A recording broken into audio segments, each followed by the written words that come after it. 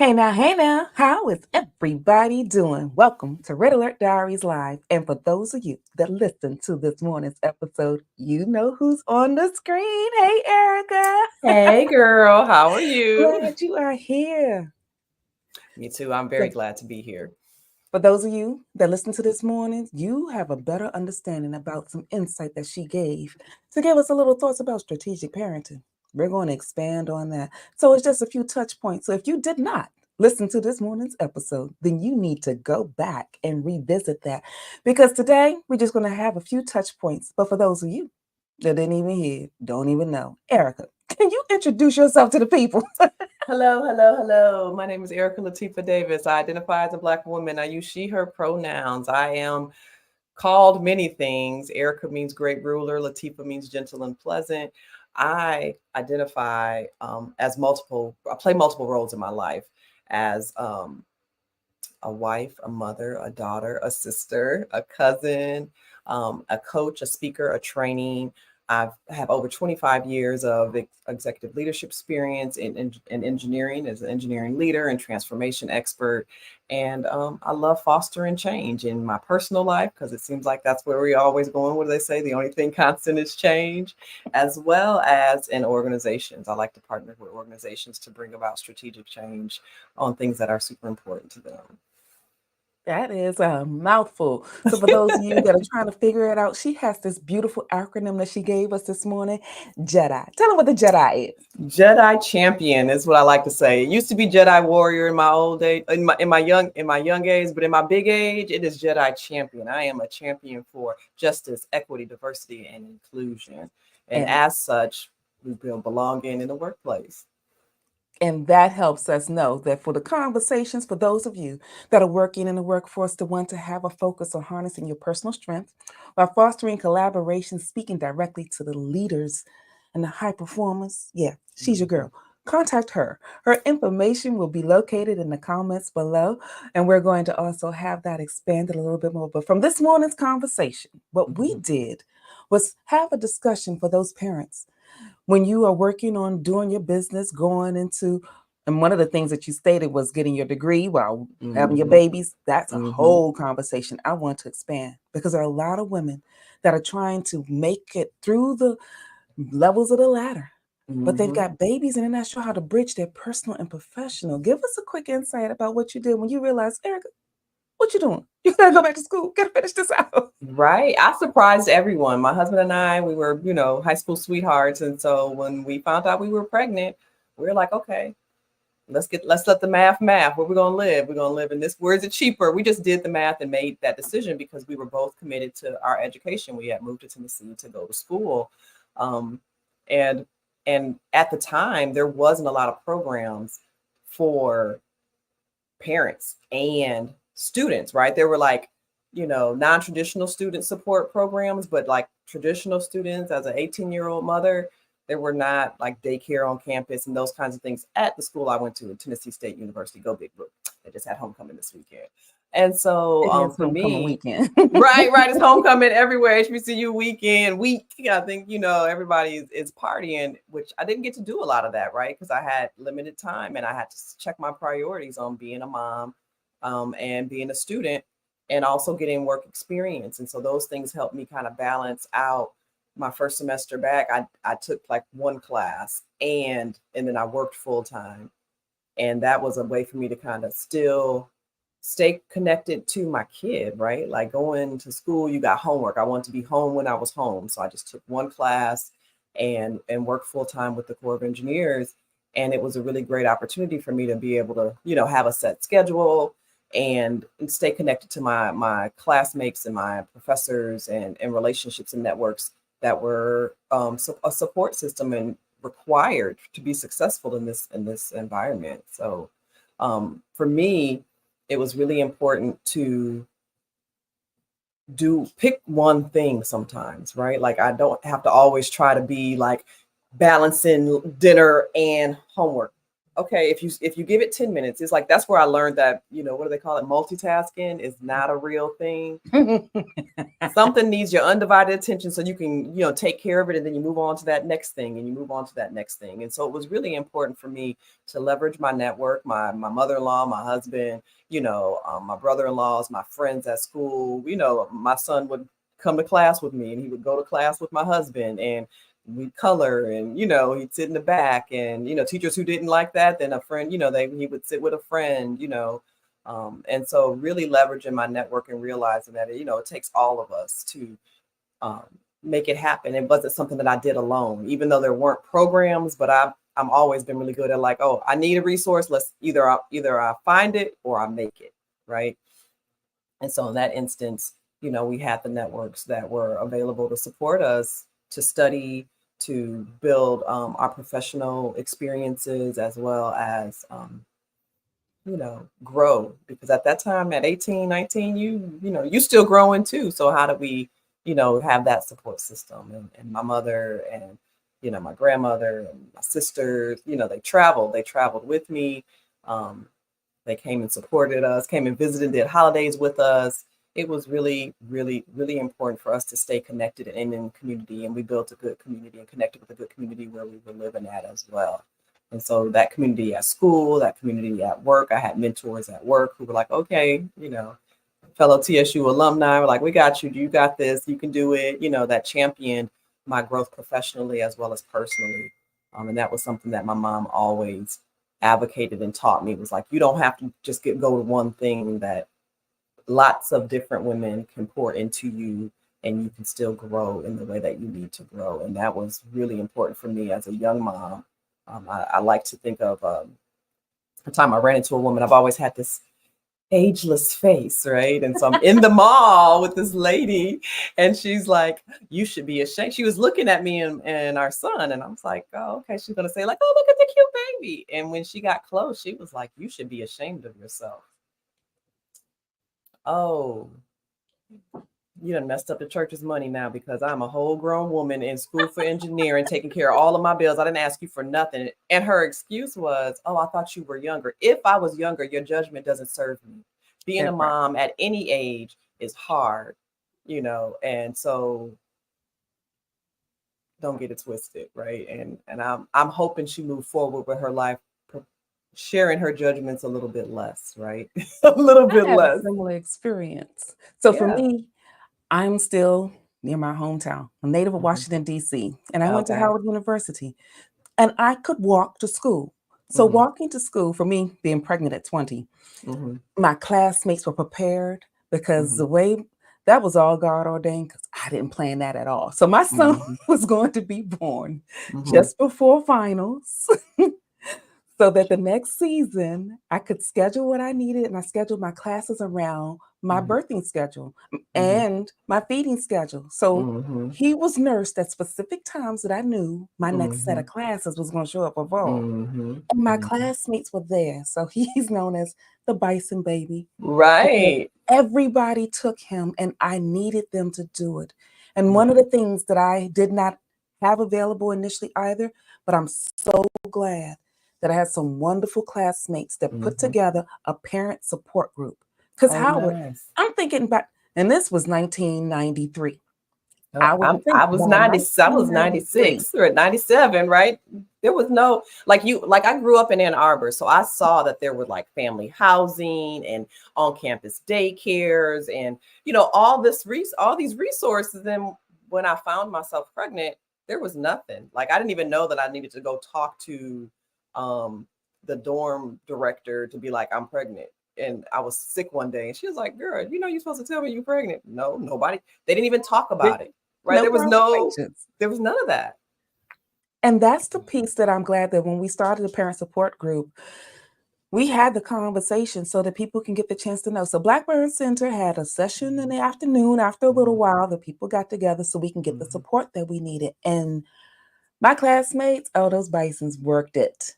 And Yeah, I am so glad, because I was married yeah. at 21. Now, yes, I did a little bit backwards. My son was at the wedding, but he was so cute in a little tuxedo. And Right.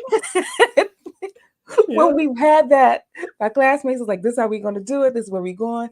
And Mhm. then when we finally formed it, the year that he was born in 93, Mhm. then they found out that I was married. The school was like, well, you're married. You should have that. I was like, okay, I'm 21 and he is 6 months.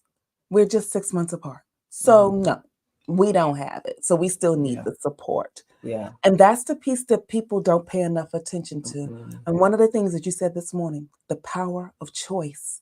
The Mhm. power of choice helps us get the communities that we need. And if we find that we don't have it, we have the choice to create it and develop it. Yeah. And Yeah. that will give us the opportunity to springboard into the levels of where we're going. So, for Mhm. all you entrepreneurs looking Yep. to make certain that you have it all, you have the power of a choice that can get you a better bridge to get what you need. Hey, lady to that.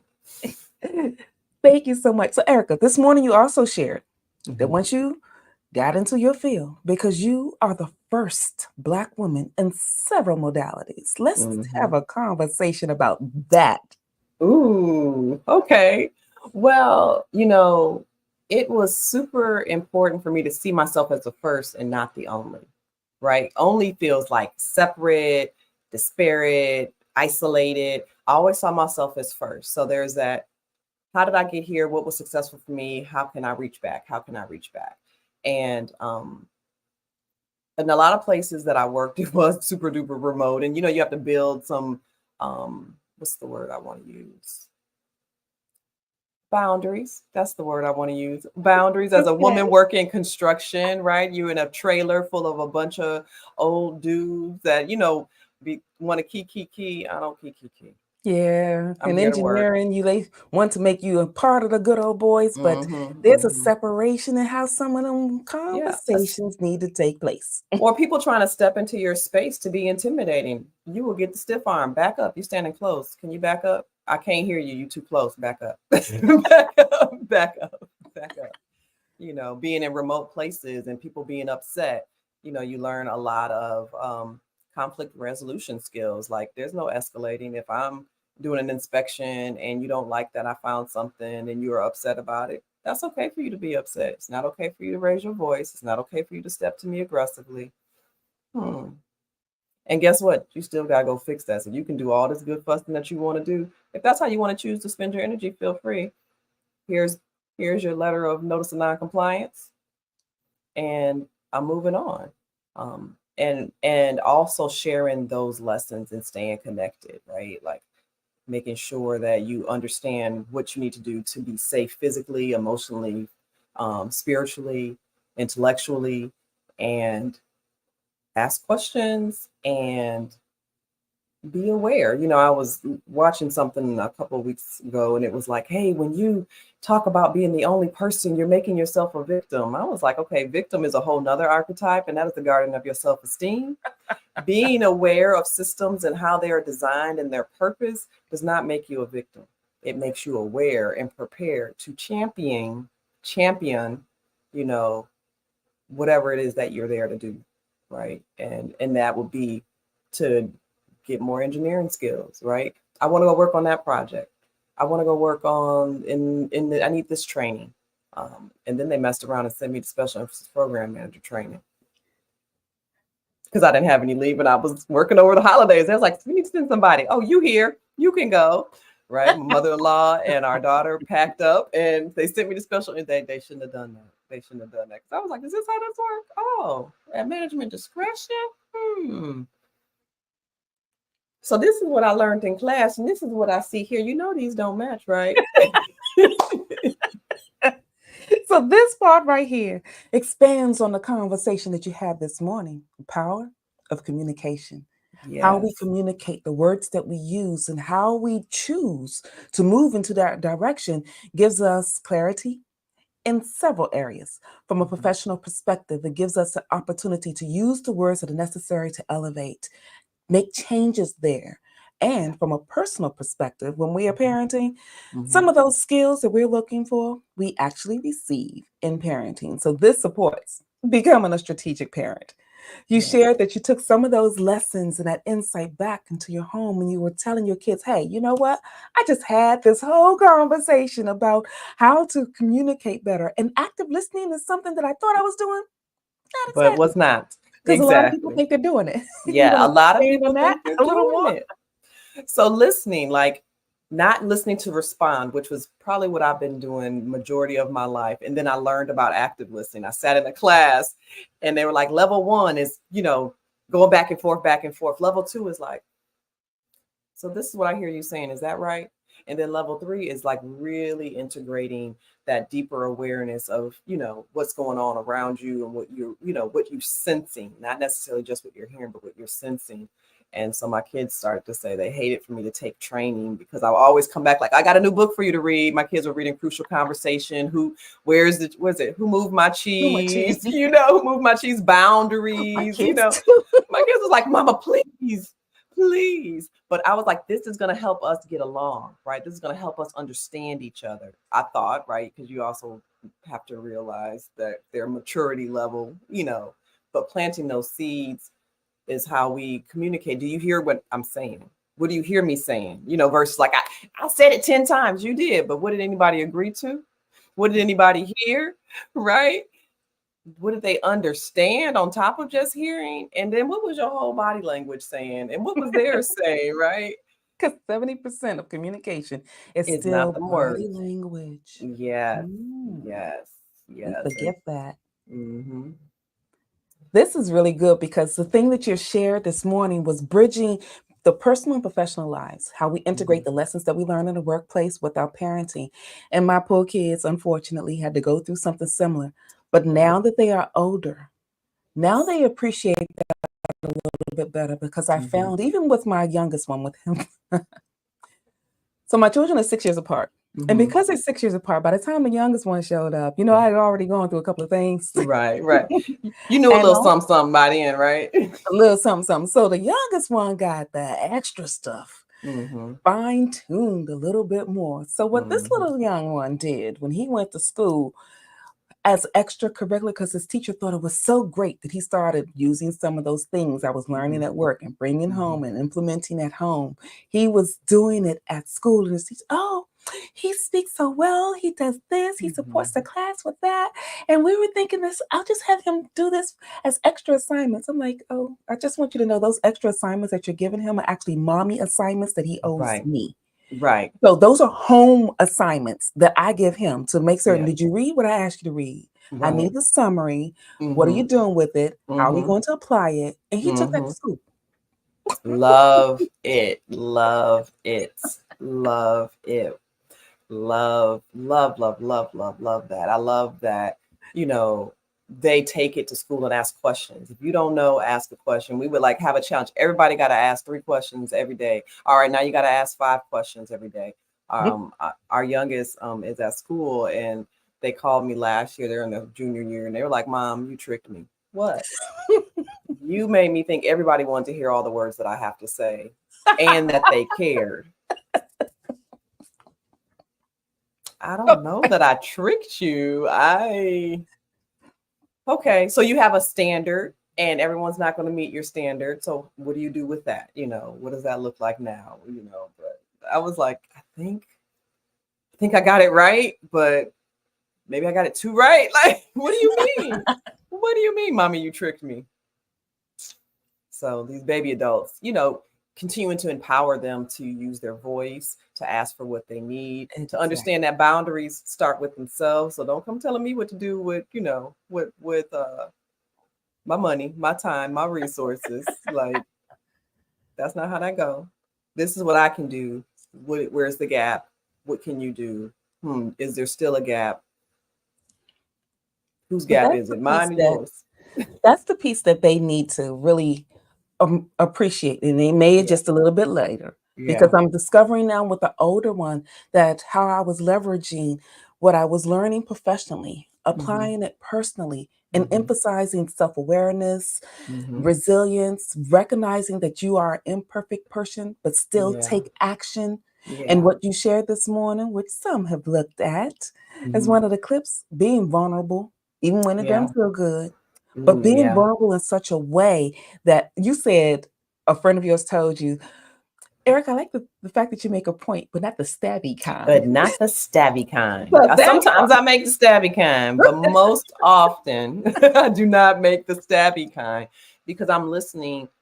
I'm aware of the impact and my responsibility in the impact, my ability to influence the impact. Some people will say, like, well, when you're talking about the gap between their intentions and how it Mhm. landed, and they're like, well, I'm not supposed to be responsible for everyone else. We're not. But did you know this is what's happening? Exactly. Right? What can you take from this information now that you know how you showed up? I would show y'all my little bulldozer that I have at one point. Okay. Yeah. So sometimes there were the stabby kind. Like, we're all human, but what you do know and what I know and what I advocate and tell my children and my teams and my organizations I partner with, very few things you can live with, can't live with, or fix. And if you look at it that way, it makes space to learn and be a little messy and to try to get it right and to talk about articulating that intention. Hey, it's not my intention to cause trouble. I'm just curious about this, but it's genuine. It's not like that nice, nasty, I ain't trying to be rude, but I'm about to be rude. Not that, but That part. genuine curiosity, um, with trying to understand where someone is coming from. And you got to close your mouth. You got two ears and one mouth, so listen twice as much as you talk. You know, Yeah, I when my think. grandmother was making that statement, it did not quite register because my little self, the thing that I now do for a living as a Mm-hmm. project manager, is Mm-hmm. the other talking. And people pay me to do what I did when I was a People kid. And they pay us tell to me, do it um, now. Hey, finally saying, Granny. Hey, Granny. My granny would call us bricks with eyes. Y'all ain't listening at all. These little bricks with that eyes. is something. Okay, okay. But here's the thing that I recognize, and I feel like it's from my grandmother's generation. A lot of people Mm-hmm. give a tribute to Maya Angelou for saying it, but she was in that same generation. When you learn better, do You better. do better. And we were Mm-hmm. always charged to do better. And one of the things that my children, yours was saying, you set them up. Mm-hmm. Mine has now got, see, I knew. I thought everybody had this, but no, it was just you Mm-hmm. making us do this. When our But they son went now off to recognize there college. was a reason Yeah. because I told them that I will not walk through a lot of experiences that you will in your life. But my responsibility as your mother is to make the foundation as smooth as possible. But I Mm-hmm. want you to know that there will still be cracks in it. There will be bumps and roads in it Yes. because there's pieces that Yes. I cannot fully prepare you for. But what I Mm-hmm. can do is give you the tools that you can use to Mm-hmm. rebuild if you need to rebuild. Mm. Mm. Yeah, that really preaches because it also part of that generation of that led the way in civil rights, but we didn't talk about sharing power and we didn't talk about succession planning. And so for me, it is about legacy. At work and at home, they're mirrors of each other in terms of, hey, I'm the first. I'm not the last. I'm not the only. So, you know, how are you going to build beyond and Yeah. do better than I did? Not in a comparison kind of way, but like you said, in an expansion of with your own, what I want to call it, with your own stank on it, right? Like you don't have to do it like I do it. Do you, Do right? That you? that just is what makes the world fun. I remember a time we were at the store and my son was like pointing at a little person, and you're like, shut up, quit talking. You're trying to ignore him, and the closer we got up to the front of the line, Right. he's like, mommy, what's wrong with him? And I was like, look, if everybody looked like your mommy, how would you find me in the store? That was like, That's a good one. right. And he was like, oh, okay, like we all need to be here. So it made sense to him, and I was like, I didn't know what I was going to say, and the person was like, oh, that's a good answer. We all are made different. If everybody looked like your mommy, how would you find me in the store? He was like, oh, okay, that makes sense. That was where he was at the time. And now he is very open and accepting and those kinds of things about, you know, like, taking things at face value and not casting the judgment or doing the comparison and that kind of thing. So, And the things that we share with our kids like that does stick because I know for yeah. my youngest one is sickle cell. Mm-hmm. And because of sickle cell, he's on the Mm-hmm. lower percentile of the growth chart. So Mm-hmm. he's, most of the men in my family like 6'1", 6'2", 6'3", and his Mm-hmm. brother's 6'1". So Mm-hmm. he's got all of that going. But Mm-hmm. he was small most of his life. So he Right. went through something similar when we saw someone. And what I had told him is that God designs the special packages that we are put in I because love we're it. built for something. Because I've Yeah. told them from the time that they got here, the only reason anybody is born is because they are someone's answered prayer. And God had to put Mm. them in the package that the person Mhm. needed the most. Mhm. So when we Mhm. walked across someone, he saw them and he says, "Oh, I like God's package for you. You're good answer prayer." I love that. And then you like, okay, freeze, freeze. Why do we freeze? Oh my gosh. Because What's I don't know happening? what they're going to say. So Right. you're like, and they were like, "Thank you. I think you're God's Yeah. answered prayer too." And Yeah. I'm like, thank you, Jesus. Right. Because it could go so bad if It could people, go so many different ways. yeah, had a day, you just throw it, broke the camel's back. It ain't even about you, right? Like, But it worked out well. And I'm glad that yeah. God does that. Erica, you are such a blessing, and I'm hoping for those of you that are listening now that you go Mhm. back and listen to this morning's episode because it is there that she expands on some other Check touch it points out. that this extended conversation is not going to go into. But what I want to do is ask you before we close out, Mhm. give this particular audience a little nugget of something that they can use about bridging the gap between personal and professional Mhm. in Mhm. parenting through the process. Do one thing at a time. Sometimes I work fire. And so, like on a fire assignment, there's lots of things. It's fire. Literally, it's fire. Things are on fire. So there's this sense of urgency. And then at one night, it was late, and when my supervisor was like, "Erika, you've got 29 things to do," and she was like, "How are you going to do it?" One at a time, one at a time. And as a mom, as a leader, as an entrepreneur, trying to do five things at one time, you just do like five things, which is C minus work. Do your A work, do your B work, do your C work, whatever you decide, set your intention, but just baby steps, one thing at a time. Oh, I got to go back to school. I mean, I need a car. All right, we going back. We have a kid. We need a place, right? Like just one thing at a time. Sometimes when you step back and look at the big picture or listening to people tell you about the things that you've done, I'm like, I did all that. Oh, it was one step in front of the other. So when you get overwhelmed, pick one thing. This is what I'm doing right now. 5, 10 minutes. You knock it out. Move on to the next thing, and you'll be able to focus all of your special time and your talent on that thing. And the same with kids too. Like turn the phone off. You give them 5 good minutes.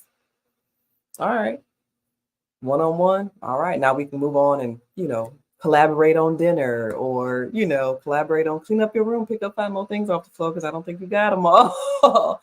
And so for me, it was picking one thing. If I'm at work and my kids need me, okay, then I need to go take care of my kids. And how do I communicate that? And go take care of my kids. If I'm at home and something blows up at work, all right, mommy needs some time to go take care of this. Come see me in 10 minutes or 20 minutes or whatever it is that you need, and do as much as you can with the time that you have. Don't always, should is shiggity. So when you start shoulding on yourself, you are not really living in your power. So that will be what I add. What I add is advise is like just do one thing at a time. You get so much more done that way. Nobody jumps up. Well, sometimes I do jump stairs 10 to 12 at a time. I say two or three, but just what you can do, bite-sized pieces. And I It's more love than that you enough. do that because it's something else that you have shared. Exhale, inhale to transform. You cannot Yeah, exhale and inhale at the exact same time. you So cannot. one step at a time as you've given them the support. Thank you so much Mhm. for sharing that. And for Thank you those of for the you that invitation. are just getting the chance to meet her and you want to go a little bit deeper, go to her website, exhalellc.com. Erika, thank you so much for this extended conversation. I am Thank you so for the glad that you are invitation. pouring more into because they don't understand how much you already give and to take your time out to do this. I'm appreciative. Oh, thank you with your ASL. I see you, girl. Thank you. And so for today, if you don't remember anything else we shared, here's the one thing we want you to know: be vulnerable, and it's okay because your fears, your flaws, all of that encompasses the true element of who you are at the core of your being. And it is there that your true power lies, your power to change, your power to move, your power to do the things that you desire for this Mhm. generation, for the next generation, and for yourself as you're building your personal gap between professional and personal. Thank you so much, everyone. This is Tanya E. Hood, walking in my purpose, and I want you to do the same.